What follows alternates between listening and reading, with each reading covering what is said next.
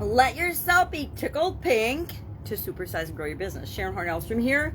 It's really funny. I was looking for something pink to wear today, and I'm like, I don't have hardly any. I don't think I have any, like a pink shirt, pink dress, pink anything.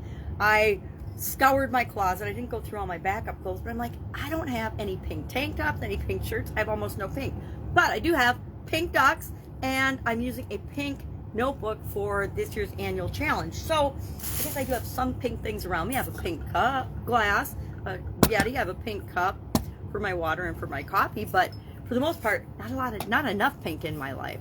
So tickled pink, where does this expression come from, and how the heck are we going to use it to grow and build and supersize our business? What of course means to be very pleased, so pleased and delighted. You might appear pink and a little pink in the face, not hot with anger, but pink with delightment and excitement, as if you were being tickled. Now, I don't know about you, how ticklish you are, but I happen to be very ticklish. And so I've definitely been tickled pink, tickled to the point of almost you-know-whating, as part of being tickled. So how do we apply this to our business? This idiom, this expression, been around since the 17th century, although it wasn't published until the 1900s. One account on the internet, which is not particularly reliable, that appeared first in the searches was in 1922. It said it was first recorded then, and it was referring to somebody's face turning pink from being tickled. But then I found another account, because I don't just stop the first couple of returns whenever I Google or search something. I found that in 1910 it actually appeared in an Illinois newspaper, the Daily Review or something. I don't even know what city it's in, but some paper had it in 1910. So obviously 1922 was not the first recorded incident of that. So it reminds me that we always have to search out more information, not just take something on face value. Just because one source says something doesn't mean it's true. So remember to think for ourselves and do our homework.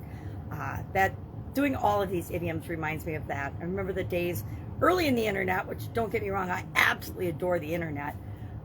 You could, before the algorithms and before the I guess I want to call it manipulation, because it's definitely manipulation, or the focus toward revenue and business generation, and when it was more scientific and you could actually find real facts and information on. As a nerdy engineer, I've been on the internet a long time, using it for research purposes and business purposes. But since it's become the marketing arm of many industries and many companies, and the marketing, the absolute way to market for the whole digital marketing world, it's less reliable in terms of the information that we can pull, and thinking that they're facts and reality and true, and however you analyze things. So what are some ways that we can be tickled pink about our business? Number one thing that comes to mind to me is focusing on what I love about my business. What do you love about your business? Share in the comments below one thing that you love and are tickled pink about your business. I don't know if you've been in business any amount of time, or in any business before, or even had a job. You probably know that there are things we love about what we do, and there's things that we're not too thrilled about what we do. I don't want to say hate, because I don't really hate to do anything. There's things I like to do less than other things.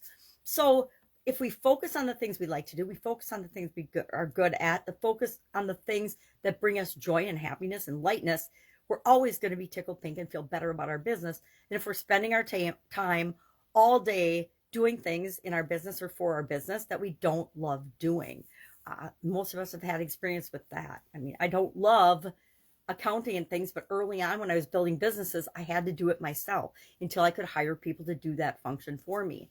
I don't love the cleaning up in food manufacturing and sanitation, but it's such a critical function to producing good products and services for people that I learned to like it and understand it until I could get other people doing those things for us. So number one, focus on the things you love to do, but realize that there's always going to be things we have to do that we don't absolutely love and enjoy. Secret, if you can find ways to appreciate and enjoy the things that you don't like to do, you'll work your way through those so much faster.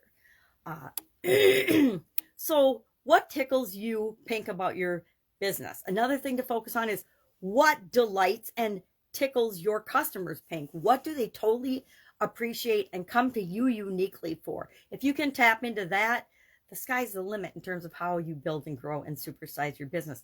It really is less important what you love to do, except for to you, than it is what your customers are tickled about with respect to your company and your business. So if you can find that, that's an incredible way to supersize and grow your business.